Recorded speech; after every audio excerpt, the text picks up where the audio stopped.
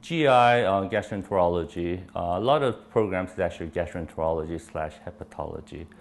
Um, it is a internal medicine subspecialty. So you, after completing your internal medicine internship and residency, you do an additional 3 years of fellowship. And the specialty itself encompasses the basically GI tract, which includes esophagus, stomach, intestine, small and large intestine, pancreas, biliary system, and liver. And after you complete your GI fellowship, you can actually do even more specialty, and that could include inflammatory bowel disease, advanced endoscopy, or liver transplant. But in most GI programs, there is significant of hepatology with the GI training program. Where I did my fellowship, which is at USC, they have a long-standing tradition of being very strong in liver. In fact, our GI division chief is a hepatologist, not a gastroenterologist. And we do a lot of time with liver diseases and liver transplant also, because they have a program there at USC. So my training, I think, compared to maybe some other people, was a little bit more liver focused. But it is, hepatology is part of the GI's training program. You do need a hand-eye coordination. I don't know if I'm good with my hands. I don't think I'm bad with it, but I don't know.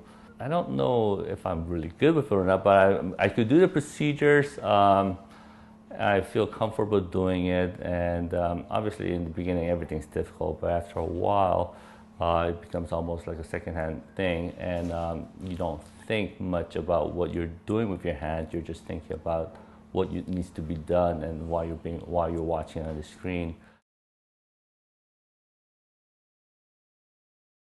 The bread and butter of GI is colonoscopy.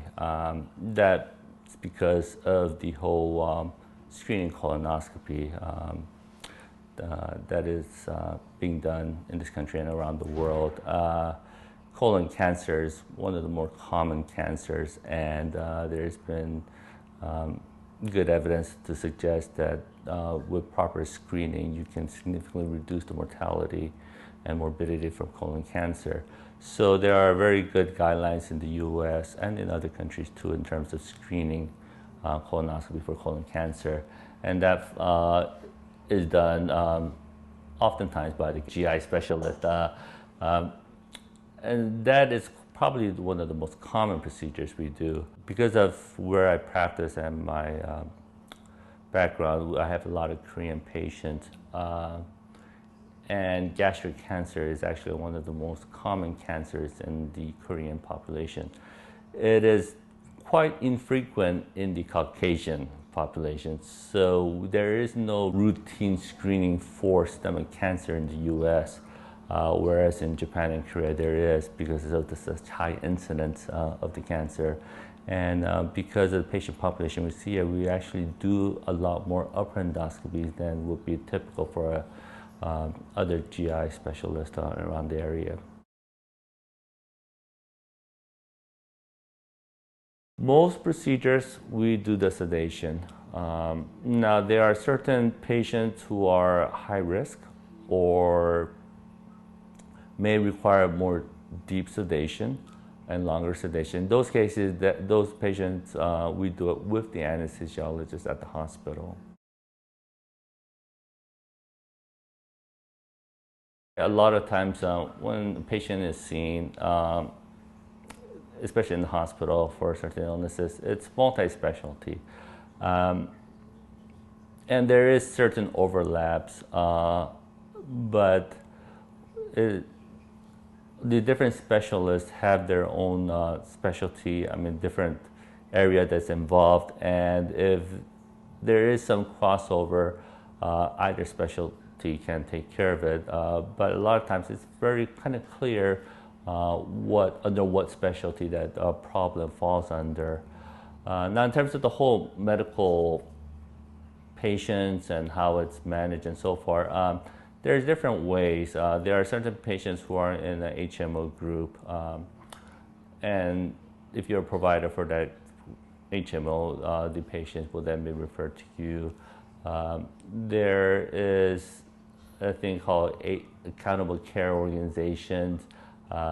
There are multi-specialty groups that refer to each other. There's single specialty groups. There's a lot of different models in terms of how the practice is run. And that also appears to be changing quite a lot these days with the changes in the healthcare laws and so forth. How it's all going to end up, I don't know. We're trying to still figure it out also. It's a pretty complicated process, which is not something that you learn in medical school or your medical training. Obviously, GI, the first thing you think about, the stereotype is human excrement, right? And that's kind of why I didn't want to do GI. That's why it never interested me when I was in med school, because I am kind of a neat freak. So the whole idea of seeing excrement and so far is just the most unappealing thing imaginable. And you know, when we do colonoscopy, we do see that sometimes, but it's a lot more than that. And it is, like I said before, it is a specialty where through procedures you are able to do certain things that just would not have been possible otherwise, would have required a major surgery and so forth. Now you can do it and the patient can go home the following day because you could do the things you do. That first time you ever really stop a bleeding, for example, endoscopy, that's just like, wow, I have just done something amazing. While you're doing it, you feel like you're gonna lose your excrement, but once you're done, you're like, wow, this is an amazing thing, and this is why I think so many people like this specialty because of the hands-on part of it. A lot of people think that medicine or in the medical field, it's easy to get a diagnosis. You see this, and you're like, oh, this is Crohn's disease. You see this and this is that. And you treat it this way, that way. That is the biggest myth. I think people, what you see like in TV shows and stuff, it's nothing like that. If it was that straightforward and clear cut, our life would be so much easier. But a lot of times, it's a lot of little clues here and there, and you're trying to put it all together to come up with the best guess of what's going on. And a lot of times, it's not very clear what's going on, and you're trying to constantly think, am I doing the right way? Am I going down the right track? Because in contrast to maybe some other field of work, the consequence of us messing up or missing something, it can be catastrophic. It's not like we do something wrong, we lose money, or we create extra work. We're dealing with people's lives here. And that could be so stressful because you are always constantly thinking to yourself, am I doing the right thing here? Am I making the right diagnosis?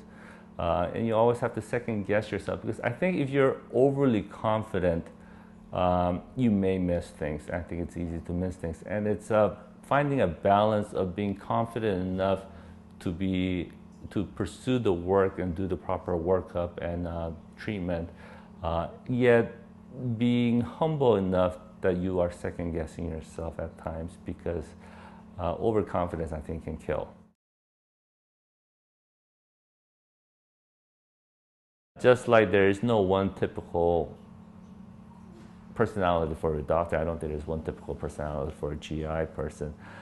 It does seem like a lot of the GI guys I've met are kind of somewhat laid back and seem kind of easygoing, but that is not always the case.